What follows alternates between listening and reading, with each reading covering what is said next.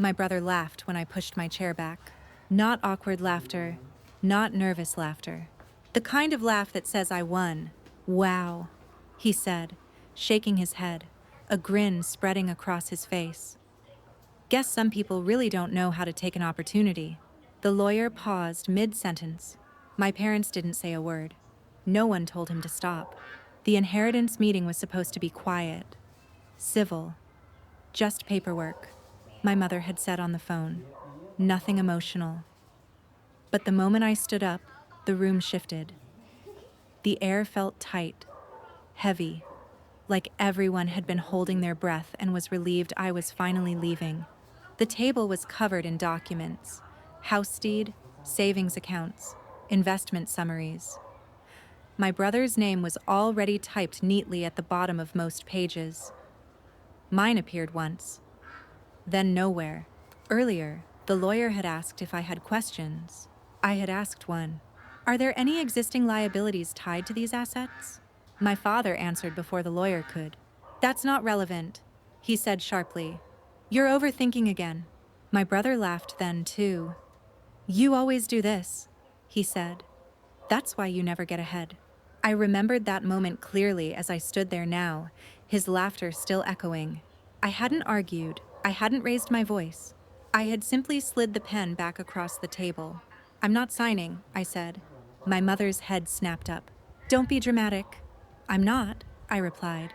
I'm done. That was when my brother leaned back in his chair like he was watching a show. So you're really walking away? He asked. From all of this? I looked at the papers one last time. The house we grew up in. The savings our parents always said were for both of you. The future everyone assumed I should be grateful for. Yes, I said, I am. That's when he laughed again. And now, as I stood to leave, he laughed louder. Guess I got everything, he said. And you got nothing. No one corrected him. My mother stared at the table like eye contact might force her to explain something she didn't want to say out loud. My father tapped his fingers once, impatient, like I was holding everyone up. The lawyer cleared his throat. Then we'll proceed with the remaining beneficiary. Remaining, as if I'd already been erased. My brother didn't hesitate. He signed every page without reading the fine print. House, savings, accounts. One signature after another, confident strokes, like he was sealing a victory instead of a contract. When he finished, he pushed the pen aside and looked at me. Hope you don't regret this, he said, still smiling. I picked up my bag. As I walked toward the door, I heard my mother whisper to my father, not nearly as quietly as she thought. At least it's finally off our hands. I froze, just for a second. Off our hands. Not settled, not fair, not resolved. Off our hands. Something cold slid into place in my chest. This wasn't generosity. This wasn't favoritism. This was relief. I stepped outside and let the door close behind me. The laughter stopped abruptly, cut off by the heavy wood like it had never existed. The afternoon air felt sharp against my skin, and for the first time in that house, I could breathe. They thought I had just walked away from money. They thought I was being proud, emotional, stupid. They didn't know what I knew. They didn't know about the loans my parents had quietly rolled over for years. The refinancing documents they'd never finished explaining. The obligations buried under words like temporary and manageable. I knew because I'd seen the paperwork once, years ago, when my parents asked me to help organize things. I knew because my father had said, casually, like it didn't matter. Whoever takes the assets takes the responsibility. My brother hadn't asked a single question. He'd been too busy winning. I reached my car and sat there for a long moment without starting the engine, my hands steady, my mind clear. Inside that house, my brother was probably still smiling, replaying the moment I walked away empty-handed. He had no idea he'd just signed for every loan my parents didn't want to die with. And the laughter?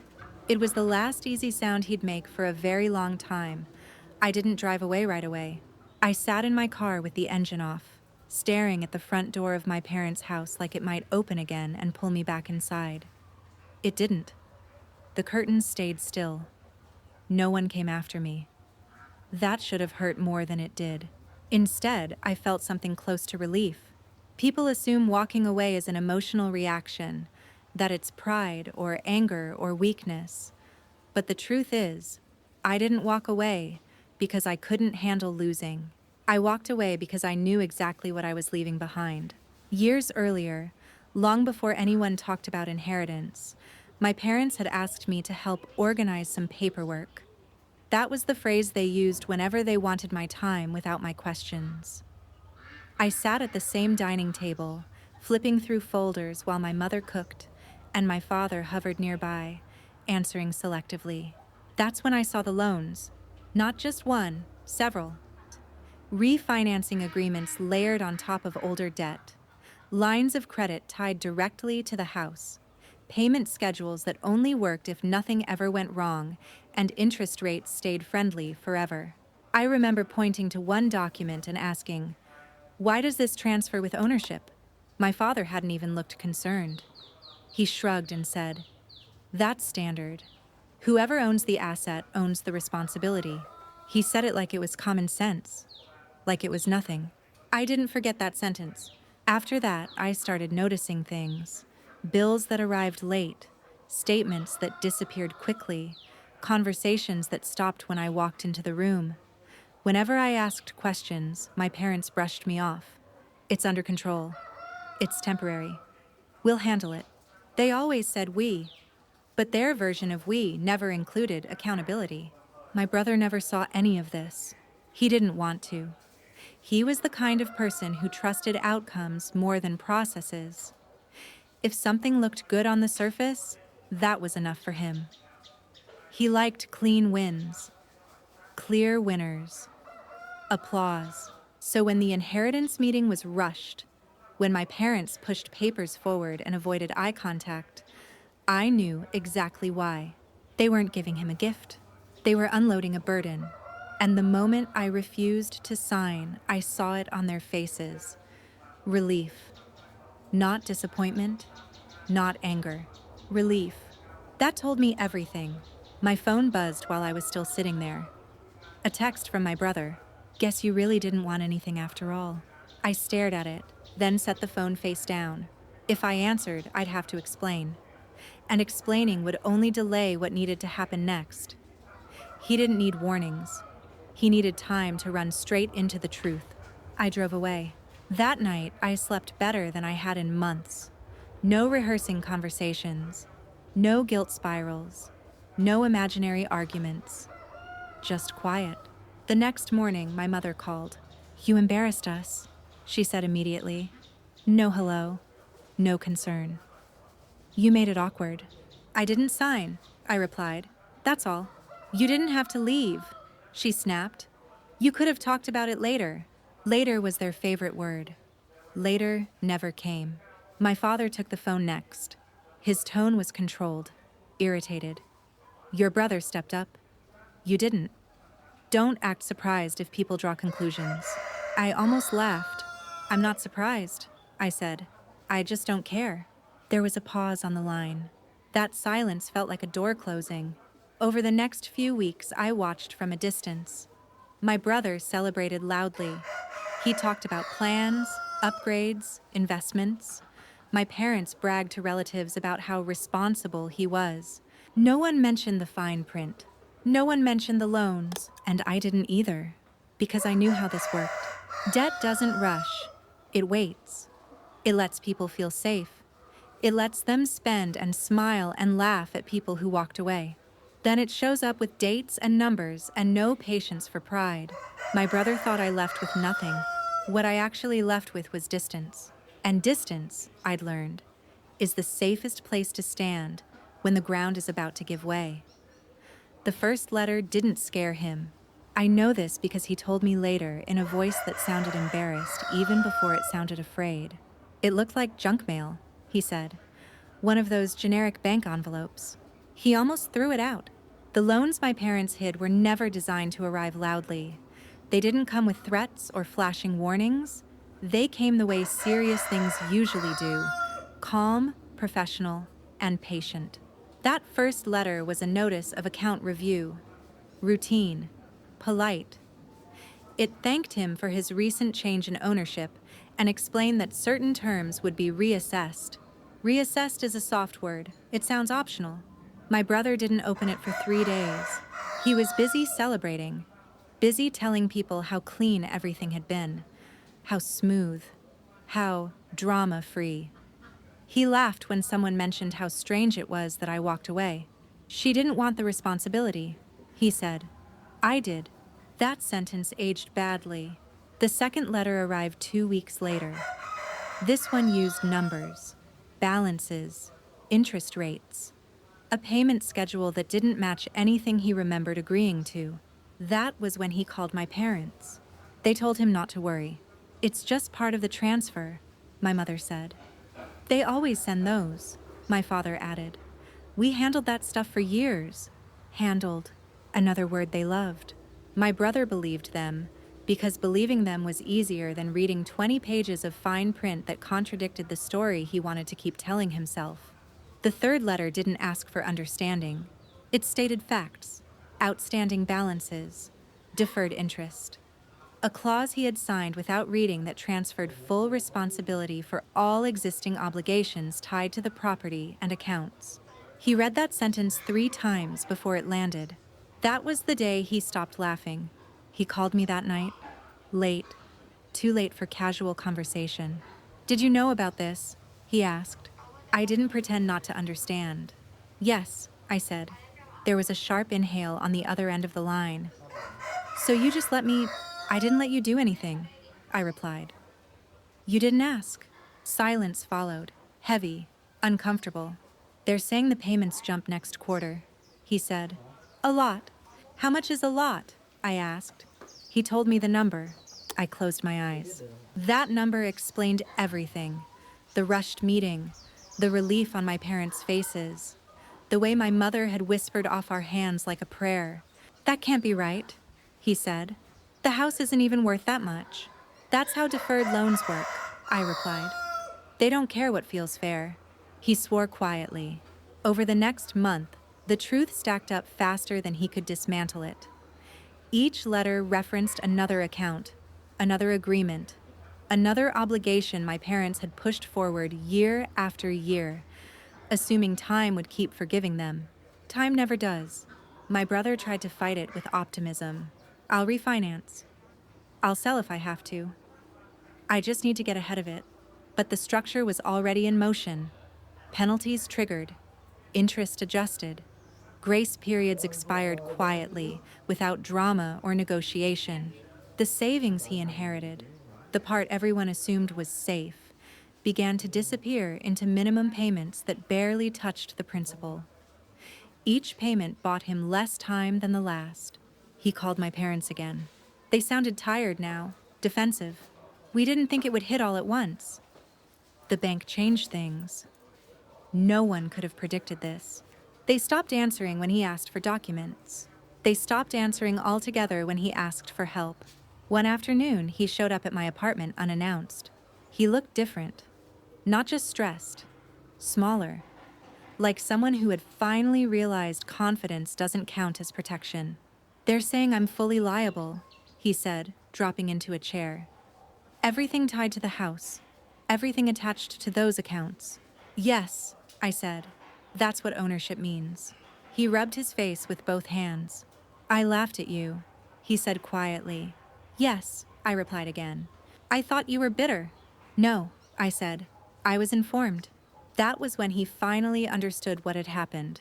The inheritance wasn't a prize. It was a transfer. And while he'd been busy enjoying the applause, the loans had been waiting. Patient, precise, and completely uninterested in who thought they'd won. The shift happened quietly, the way rot does. No explosion, no dramatic announcement, just a subtle change in tone, calls that went unanswered, conversations that ended too quickly, questions that never got real answers. My brother stopped pretending everything was fine. He didn't say it out loud at first. He just stopped posting, stopped making plans, stopped using words like upgrade and investment. The house he'd bragged about turned into a place he barely slept in, like proximity alone might make the numbers worse. The banks, meanwhile, were done being patient. Letters became emails. Emails became calls. Calls turned into scheduled meetings that didn't ask if he was available. They told him when to show up. Each conversation ended the same way. Polite voices, firm deadlines, no flexibility left to negotiate. My parents reacted the way they always did when consequences got close. They minimized. "It's just temporary pressure," my mother said when my brother confronted them. "You're panicking," my father added. "We carried those loans for years." Carried. Like they'd been doing him a favor. What they didn't say was that they'd carried them together, with two incomes, with buffers, with the option to delay. My brother had inherited the weight without the support structure that made it survivable, and suddenly, that mattered. Family dinners became tense. Conversations turned brittle. My parents stopped praising my brother's responsibility and started criticizing his handling of the situation. The same people who had rushed him into signing were now asking why he hadn't read more carefully. "You should have asked questions," my father said one night. I almost laughed when my brother told me that. "Did you?" I asked. He didn't answer. That was when the blame started shifting. Not outward, inward. My parents began talking about sharing the burden, about how families help each other in hard times, about how this wasn't what they'd intended, and how intentions should count for something. My brother listened because he had no choice. Then they mentioned me, not directly at first, just in hypotheticals. Well, if everyone contributed a little, if she hadn't walked away, this wouldn't feel so overwhelming if the responsibility were spread out, as if responsibility were something you could slice evenly after it exploded. My brother called me late one night, voice tight, words carefully chosen. "They think you should help," he said. I didn't react. "They say it's only fair," he continued, "that you avoided everything while I took it all." "That's an interesting rewrite," I said calmly. "I know," he admitted, "but they're desperate. Desperation makes people honest or manipulative. Sometimes both." A week later, my parents called me together. Speakerphone. United front. "We just want to talk," my mother said. No pressure. Pressure was the only thing in the room. They framed it gently at first. How stressful this had been. How hard it was watching my brother struggle. How families weren't meant to let one person drown. "You're good with money," my father said. "You always have been." There it was. Not concern, not remorse. Utility. "What exactly are you asking?" I said. A pause. Then the truth slipped out. "A cosign. A temporary loan. My name. Attached. Just enough to reassure the banks." "I didn't sign for anything," I said evenly. "But you could help now," my mother replied. "That would be the right thing." The right thing! I thought of the inheritance meeting, the laughter, the blank space next to my name, the way right had meant quiet back then. "No," I said. The silence that followed was sharp. My father's voice hardened. "So you're just going to stand by while your brother loses everything?" "I stood by while you gave him everything," I replied, "including what you didn't want." That ended the call. After that, the story shifted again. Now I was selfish, cold, ungrateful. The one who'd abandoned the family when things got hard. It was a convenient narrative, cleaner than admitting they'd offloaded years of risk onto one signature. My brother stopped defending them after that. He didn't defend me either. He was too busy trying to survive the consequences. By the time the bank scheduled its final review, everyone understood what was coming. Forced restructuring, asset liquidation, losses that would sting no matter how they were framed. No one laughed anymore. Not my parents, not my brother, not even the relatives who'd applauded his win.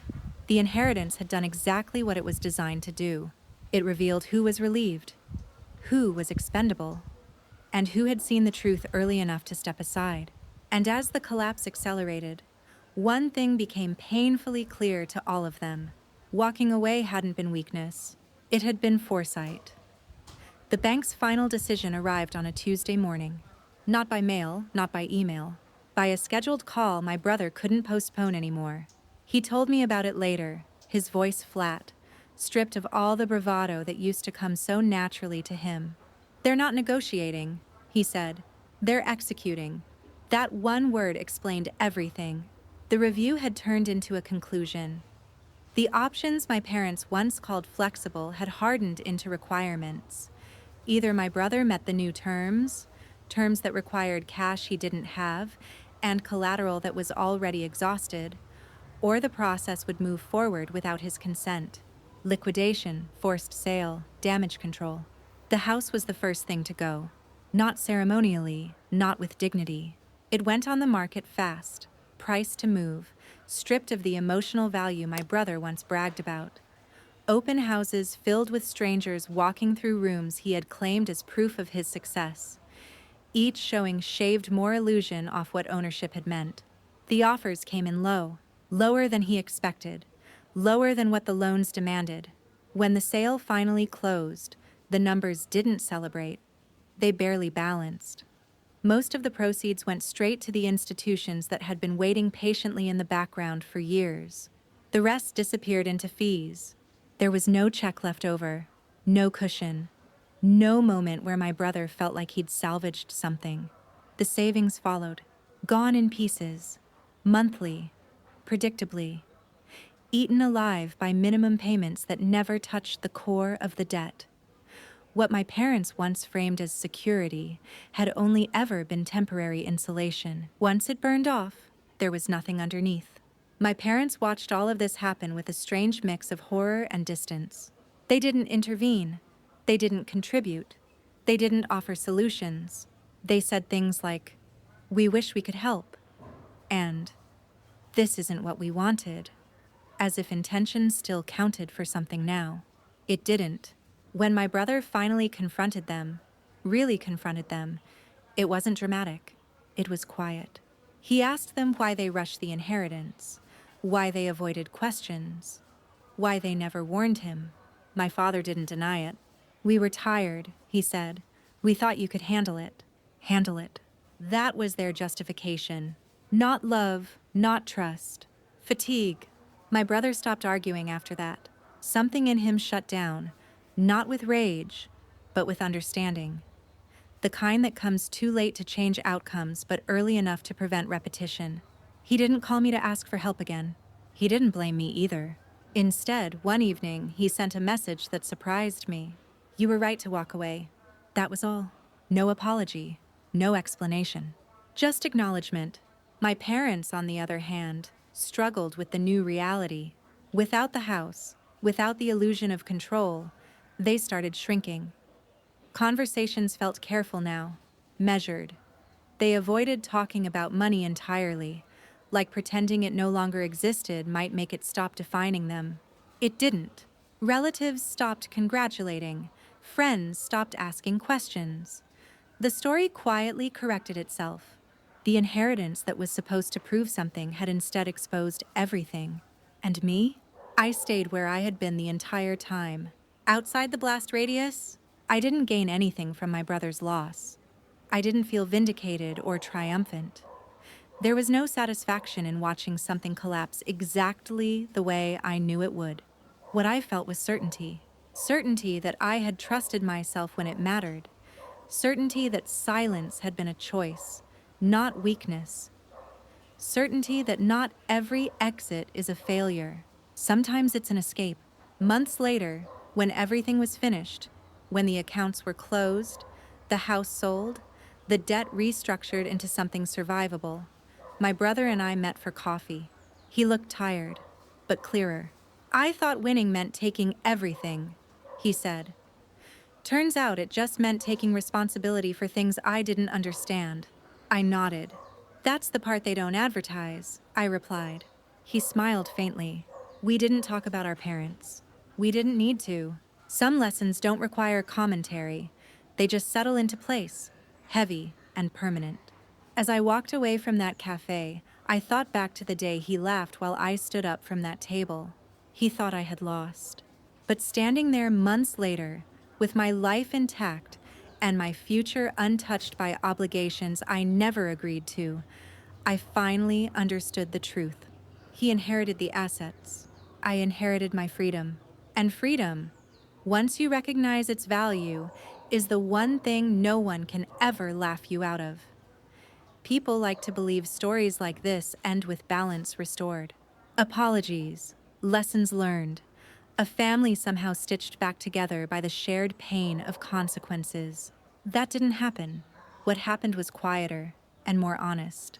After the house was sold and the last account was restructured, life didn't suddenly improve for anyone involved. It simply slowed down. The chaos stopped expanding. The damage stopped spreading. What remained was what each of us had chosen to carry. My parents stopped talking about inheritance altogether. The word vanished from their vocabulary like it had never existed. They spoke carefully now, measuring every sentence, as if afraid another careless phrase might cost them something else they couldn't afford to lose. They never apologized, not directly. They said things like, "We did the best we could," and "No one plans for these things," and "It all got out of hand." I let those statements pass, not because they were true, but because correcting them wouldn't change what had already been revealed. My brother changed in ways that were harder to describe. He became quieter, more deliberate, less impressed by surface-level wins. When he talked about money now, he talked about margins, risks, and worst-case scenarios, not outcomes. The laughter that used to come so easily didn't disappear, but it became rarer, more careful. Once, months after everything ended, he said something that stayed with me. "I don't think they meant to hurt either of us," he said. "I know," I replied. "That almost makes it worse," he admitted. I agreed. Intent doesn't cancel impact. Love doesn't excuse avoidance. And ignorance doesn't undo signatures. As for me, my life didn't dramatically change after I walked away. That's the part people find hardest to understand. I didn't get rich. I didn't get revenge. I didn't get a public victory. What I got was something far less visible and far more permanent. I stopped being afraid of disappointing people who benefited from my silence. I stopped mistaking urgency for obligation. I stopped believing that walking away meant losing. The inheritance meeting became a story people told differently over time. Some framed it as sibling rivalry, others as bad luck. A few whispered about finances gone wrong. Only the people who were there knew the truth. And only one of us had seen it early enough to step aside. Sometimes I replay that moment. The chair scraping back. My brother laughing. The way the room exhaled when I stood up. I used to wonder if I could have said something sharper, louder, more satisfying. Now I know I said exactly enough. Because the most powerful thing I did that day wasn't refusing to sign. It was refusing to argue. I didn't need to prove anything. I didn't need to warn anyone. I didn't need to be believed. I just needed to leave. And when the dust finally settled, when the laughter faded and the numbers took over, the truth stood quietly in its place. Some people inherit assets, some people inherit consequences, and some people inherit the freedom to choose neither. That day, I walked away empty-handed, and it remains the most valuable decision I've ever made. Time has a way of sanding stories down to what actually matters. Months passed, then a year. The chaos faded into something quieter, background noise instead of constant pressure. The house was gone. The loans were no longer dinner table secrets. The crisis that once consumed everyone's attention became a closed chapter. People didn't know how to reference anymore. That's when I noticed something strange. No one asked me if I regretted walking away. They asked how I knew. An aunt pulled me aside at a family gathering and whispered, "Did you see something back then?" A cousin asked, "Would you have warned us if you could?" Even a family friend said, half joking, "You always were the smart one." I didn't answer any of them, because the truth was uncomfortable. I hadn't been smarter. I had just been willing to listen to the part of myself everyone else ignored. My parents treated me differently after everything ended. Not kinder, not colder, just cautiously, like they were afraid I might see something else they'd rather keep buried. Conversations stayed shallow. Advice stopped coming. Expectations quietly disappeared. That was the real inheritance. Distance. Not dramatic distance, not estrangement. Just enough space that their problems stopped automatically becoming mine. My brother and I rebuilt something. Not closeness exactly, but honesty. We didn't pretend the past hadn't happened. We also didn't relive it. We talked about work, about life, about how different everything felt now that numbers had replaced assumptions. One evening, he said something I didn't expect. "I don't laugh at wins anymore," he said. "I wait to see what they cost." I nodded. That lesson had been expensive, but it had stuck. Sometimes I think about how easily I could have signed that day. How one moment of discomfort, one desire to avoid being mocked, to prove I belonged, could have tied my future to debts I never created. How thin the line was between walking away and being trapped politely. People don't talk enough about that, about how traps aren't always violent or loud. Sometimes they're offered gently, wrapped in words like family, fairness, and opportunity. Sometimes the most dangerous thing in the room is the thing everyone is telling you not to question, especially when they rush you, especially when they laugh. I didn't win because I was strong. I didn't win because I was brave. I won because I paused. And that pause, brief, uncomfortable, lonely, saved me years of cleanup no apology could undo. The story people remember is simple. My brother took everything. I walked away with nothing. But the part they don't see is what happened afterward. I built my life without a shadow attached to it. I made choices without checking if someone else might need something from me later. I slept without numbers humming in the back of my mind. Nothing followed me home. And that's the part no one could ever take back. Not my parents, not my brother, not the debt waiting patiently for a new name. When I walked out of that house, I left empty-handed. But I kept the one thing that mattered. My future stayed mine, and no one ever laughed about that again.